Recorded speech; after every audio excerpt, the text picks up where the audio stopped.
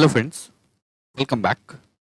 आज के इस एनालिसिस वीडियो में हम लोग बात करने वाले हैं पीएफसी, आरईसी और आईआरईडीए शेयर के ऊपर।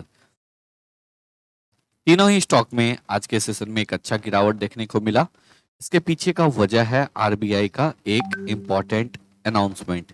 उस अनाउंसमेंट के ऊपर भी डिस्कशन करेंगे, साथ ही साथ हम लोग टेक्निकली लेवल्स के ऊपर भी बात करेंगे। तो आप लोग जो है वीडियो को ध्यान से लास्ट तक देखिएगा, जिससे कि आपका भी सभी पॉइंट्स बिल्कुल अच्छे से क्लियर हो जाए। अगर इन केस आपके पास होल्डिंग है या फिर नहीं है, दोनों ही केस में काफी आपके लिए इंपॉर्टेंट होने वाला है। चलिए बात करते हैं। इनिशियली अगर हम लोग बात करेंगे पीएफसी के शेयर में, हम लोगों को एक शानदार गिरावट देखने को मिला। स्टॉक 10% के लोअर सर्किट में लॉक हुआ, वापस से सर्किट ओपन हुआ और भी ज्यादा गिरावट देखने को मिला।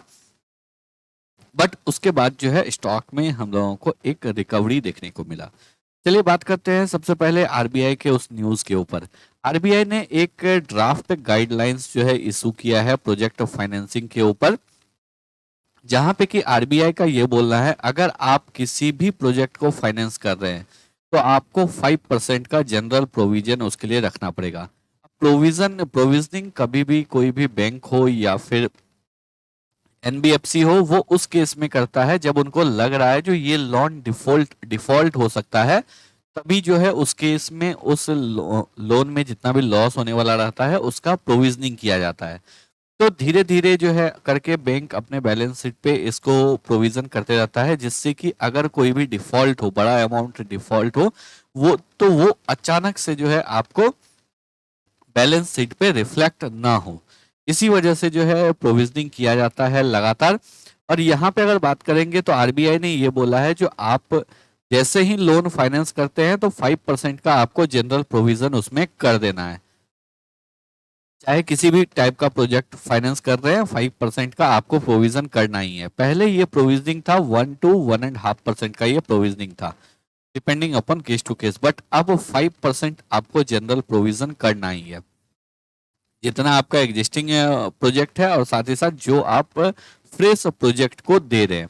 इसके बाद अगर बात करेंगे नेक्स्ट फेज में, आरबीआई ने बोला जो आप 2.5% प्रोविजनिंग कर सकते हैं, यानी कि 2.5% से अपने प्रोविजन को रिड्यूस कर सकते हैं जब कि जिस प्रोजेक्ट पे आपने पैसा लगाया है वो प्रोजेक्ट जो है ऑपरेशन में अगर आ जाता है, तो फिर जो है आप वहां पे 2.5% प्रोविजनिंग को रिड्यूस कर सकते हैं और 2.5% ही तब आपको प्रोविजनिंग करना है। रेस्ट 1.5% जो है आप रिड्यूस करते हैं जब आपका वो प्रोजेक्ट जो है नेट कैश फ्लो उसका पॉजिटिव जैसे ही होता है, उसके बाद जो है आप उसको वहां पे 1% के लिए प्रोविजनिंग करेंगे। क्योंकि अगर कंपनी के पास या किसी भी प्रोजेक्ट में आपने पैसा लगाया है, उसके पास अगर पॉजिटिव कैश फ्लो है तो वो इजीली अपने डेट को रिपेमेंट कर देगा। उस केस में वहां पे डिफॉल्ट करना जो है वो आपको थोड़ा सा कम रिस्की रहता है। अगर इनिशियल फेज में प्रोजेक्ट रहता है तो वहां पे डिफॉल्ट करना ज्यादा, डिफॉल्ट का प्रोबेबिलिटी ज्यादा रहता है। अगर कोई प्रोजेक्ट आपको कमर्शलाइज हो चुका है, वहां पे कैश भी आ रहा है, कैश फ्लो पॉजिटिव है, तो वो आपको बिजनेस सस्टेन कर जाता है।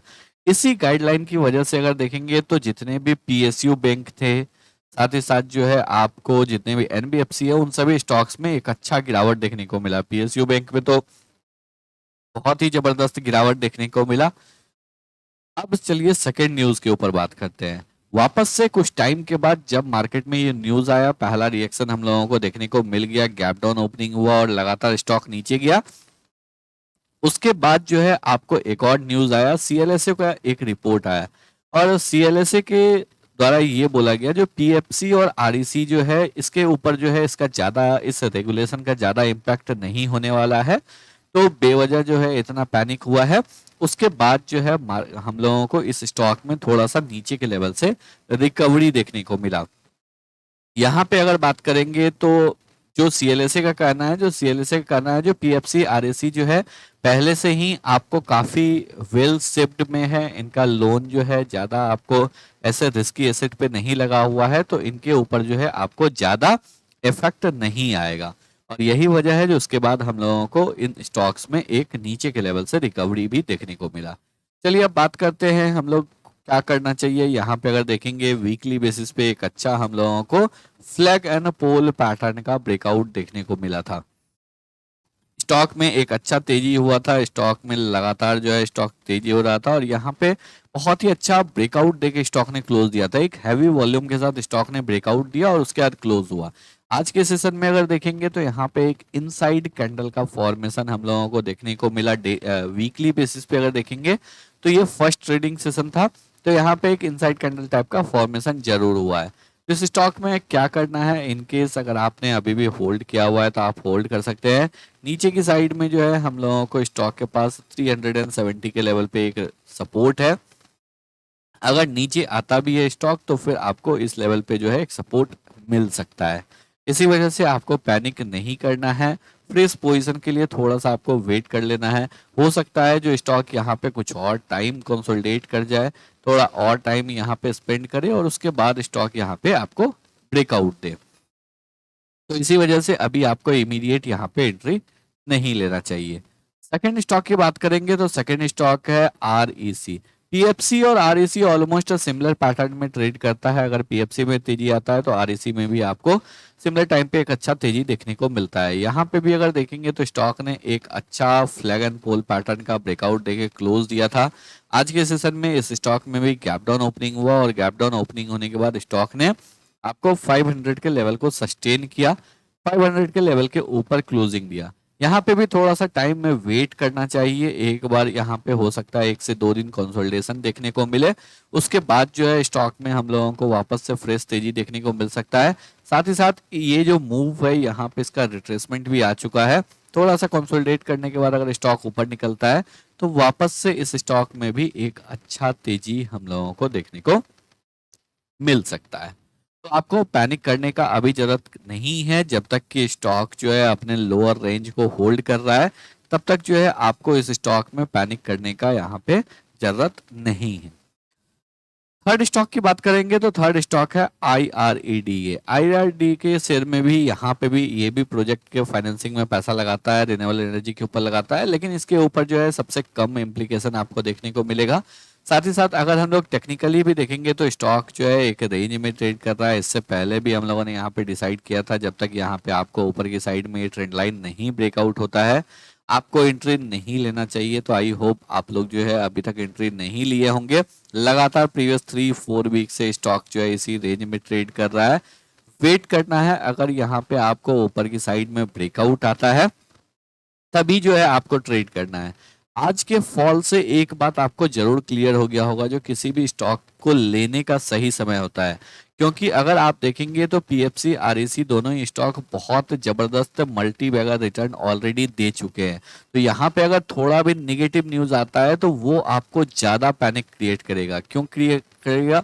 क्योंकि जितने भी लोगों ने नीचे के लेवल से बाई किया है उनको अगर थोड़ा भी नेगेटिव लगेगा तो वो फटाफट यहाँ पे प्रॉफिट बुक करना स्टार्ट करेंगे। यहाँ पे प्रॉफिट बुक करने में डरेंगे कौन? वो डरेंगे जिनका कि 5-10% का भी प्रॉफिट बना है, यानी कि जिन्होंने अभी अभी लिया है वो यहाँ पे थोड़ा सा वेट करने की सोचेंगे। जो ऑलरेडी 200-300% के प्रॉफिट में है वो जो है यहाँ पे थोड़ा भी निगेटिव दिखेगा वो अपना जो है शेयर बेच के निकल जाएंगे। और यही वजह है जो आईआरडी के केस में भी अगर देखेंगे तो स्टॉक में आपको वेट करना चाहिए। स्टॉक एक रेंज में कंसोलिडेट कर रहा है, हो सकता है थोड़ा सा और इस रेंज में कंसोलिडेट करे और उसके बाद ब्रेकआउट दे। इसी वजह से आपको इस स्टॉक में थोड़ा सा वेट करना है और उसके बाद आपको एंट्री लेना है। इनकेस अगर आप खुद से नहीं ट्रैक कर सकते हैं आप इस चैनल को फॉलो कर लीजिए, आपको सारा अपडेट मिलता रहेगा। टेलीग्राम ट्विटर पे जुड़ जाइए, डिस्क्रिप्शन बॉक्स में लिंक है। अगर आप लोगों को वीडियो पसंद आया हो, एनालिसिस अच्छा लगा हो, वीडियो को लाइक करके चैनल को सब्सक्राइब जरूर करें।